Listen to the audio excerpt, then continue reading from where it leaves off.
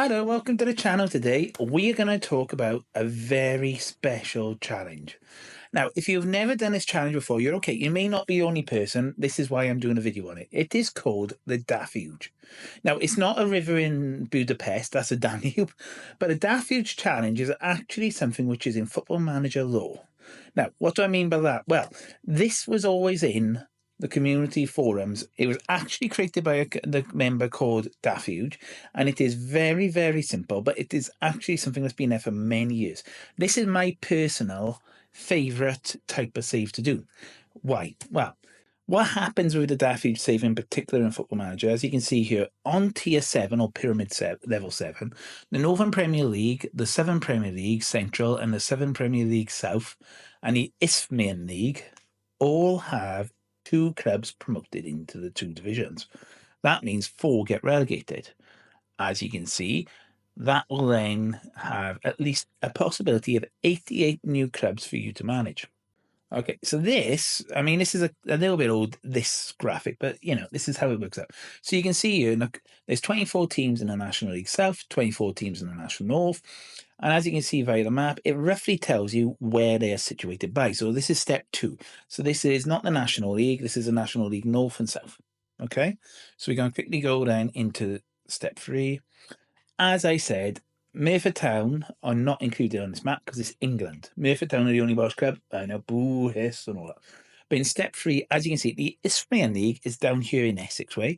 You've got the 7 Football Division South, which covers Avon, Cornwall, Plymouth, Winchester. You got Oxfordshire, all there. Then you got the 7 Football League. I gotta get it right. The 7 Football League Premier Central, which is basically the Midlands, as you can see, all the way over to East Anglia. And then you've got the Northern teams, which are in the Northern Premier League division, and they could be anything then all the way up to the top of the north of England. And it's fairly well distributed, but this is obviously around about 2 or 3 years old, but it gives you a rough idea where those clubs may come from, which is what I was trying to get you. Now, if you're very lucky, and I say, well, if you're very lucky, it depends how far you go. You can see then that the tier below that has got Guernsey in it, but Guernsey may not necessarily come straight forward. But you can see then how these clubs filter in to the divisions just below the Vanarama National North and South. So it could be that if you fast forward a couple of years, maybe you'll get even more clubs from these areas, and so on and so on. You could actually do the Dafuge for 5, 6, 7 years. It really doesn't make much difference when you choose to do it.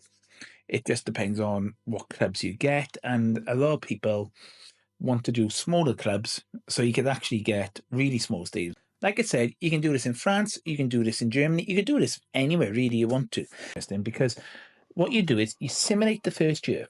So, when you've played the year and you get the new clubs getting promoted. Well, in console, because we can't actually edit the databases, the Dafuge is basically the next best thing. So what you do is you simulate your first year, you create the profile, I'll show you how to do it in a minute. You create your profile, set it up, simulate for the first year, retire that person around the 24th of May. That's when clubs seem to get promoted into the Vanarama South or North, depending on. Very confusing here. Merthyr is in the north, even though it's obviously in South Wales. Very confusing, but that's how it went. So I simulated for the first year. We applied to take over the club. We took over the club, and this is where we're going to now lead into to show you what this actually means and what the challenge is. Now, spoiler alert, I'm doing awful in many people's eyes because I haven't got promoted out to the Vanarama National after 7 years. However, I've also added the Regionaire clause. Now, Regionaires, if you haven't heard of a Regionaire, we'll cover that in more detail in another video. But Regionaire basically means I'm going to take a particular region, in this case Wales, the whole country, because I haven't got as much time as I used to about it. And we're going to say, right, we're only signing players from either the Cymru Premier, North or South, or players that were at least they born, or their granny or their granddad or their mum and dad give them a partial, and that's key, partial Welsh passport, let's just say. By the way, quick call to action. If you have done a Dafuge save, or you like doing the Dafuge save, comment down below. Tell people what teams you've taken over, how you've done it. I've done this about 5, 6 times. Okay, so let's give you some tips. Let's try and help. But first thing you're going to work out is how do you manage your squad. Now, with Dafuge clubs, they don't usually have that. When I started at Merthyr, we had, a varying degree of players, and this is really, one of the problems you get. Josh Yorworth, which is a brilliant Welsh name, was earning 1,900, for some reason, £1,900 a week. £1,900 a week is more than double what I pay any of my players 7 years down the line. He was earning 46% of the wage budget. That is insane. The other problem you will have is you'll have a lot of non-contract. Now, non-contract mean that if you haven't had a non-contract before, it just means that basically they aren't tied to your club, so you haven't got a contract in place.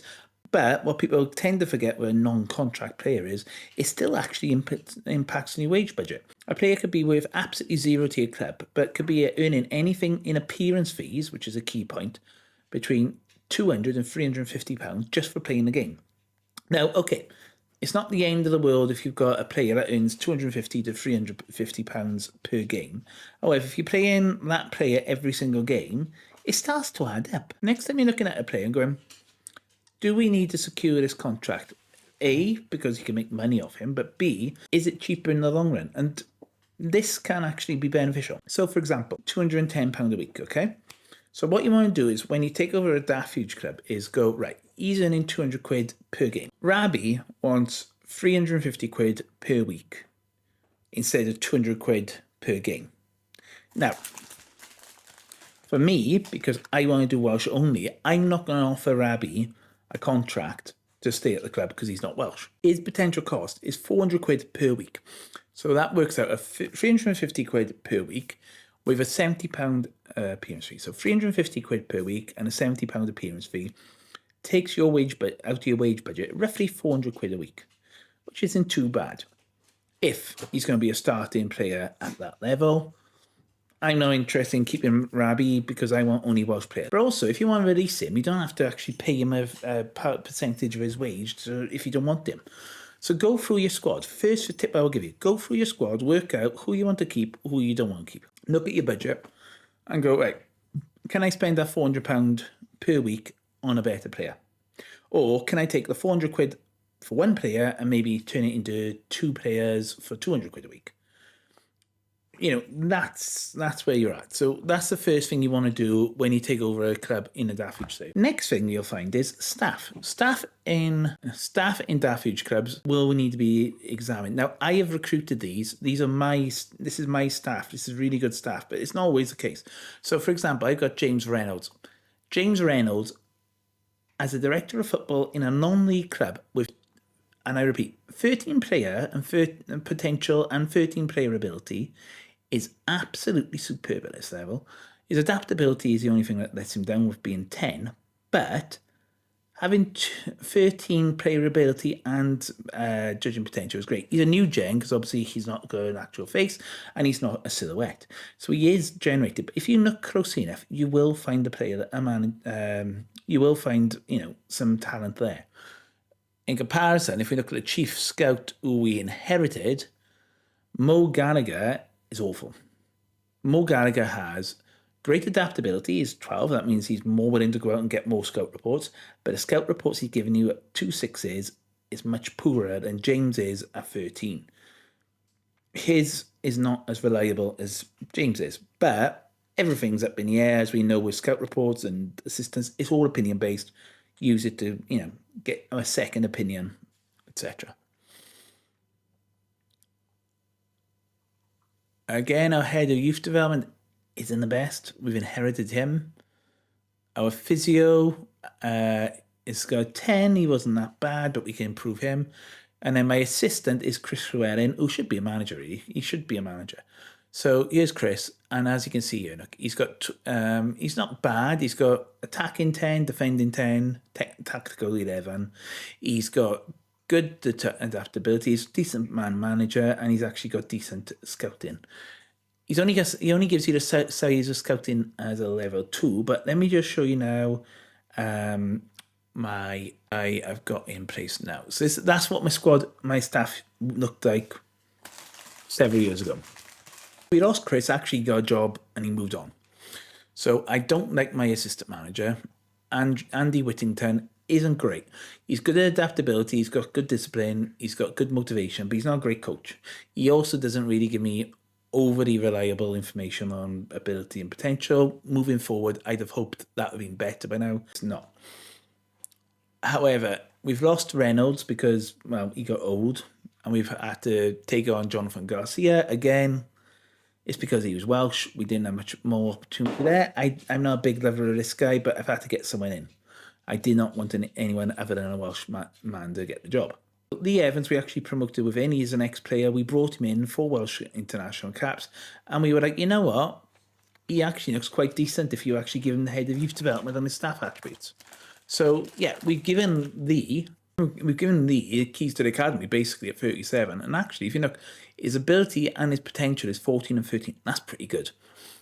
His coaching isn't that bad, but Mentos and his knowledge is pretty good, and at this level, that counts for a lot. We go into our scout, who is another Welsh international, Lloyd James. We picked up Lloyd, and again, his judging player ability is 20. The ability to scout players' ability is 20. So if you compared Lloyd, 2 seasons ago, he was 17 and 12. There you go. So before, this is back in 26.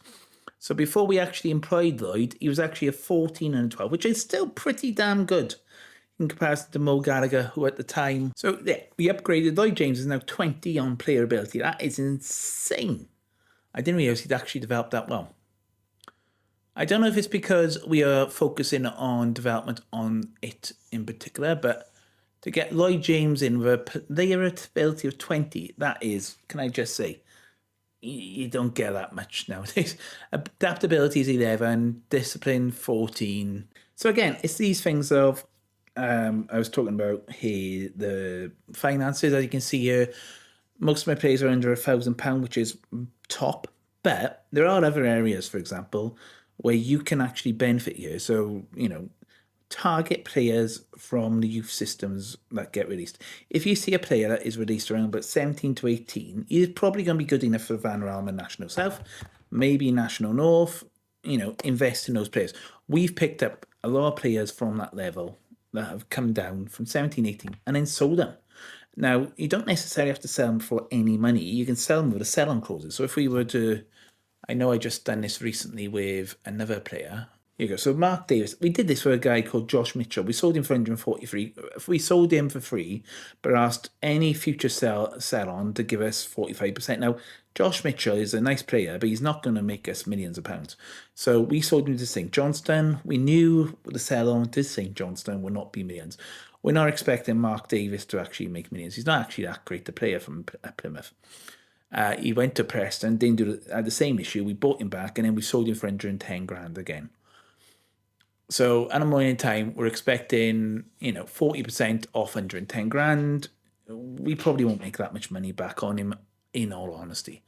But he's there. But Sean Owen came from Liverpool, and Sean Owen isn't necessarily the greatest striker, but he has got us 50 goals, and he's not that bad a player. He does do us a good job.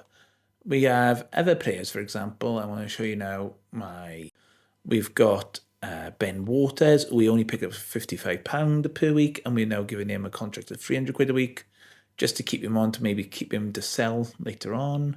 There you go. Here's Jamie Shaw. Jamie Shaw, since we signed him from the Gap, he has scored 111 goals at these two levels. Obviously, he did much better in the North because that's a lower quality, but he has scored near close to double figures for the 2 seasons. He didn't play much of last season. We've kept him around basically as a backup. We're playing him now. We've brought in Paul Mullin, bit of experience. He has lost a heck of a lot of pace. Yes, it's a battle against time. He is not as quick as he used to be. In fact, you can see Paul has lost so much pace. His physicals are dropping through the roof. And that's what happens when players get older. The technicals sort of stay the same. But look, acceleration has dropped by 3 since we signed him. Pace 2, strength, stamina.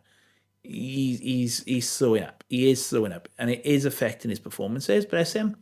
He is still got 4 goals in 15 games, which is fine.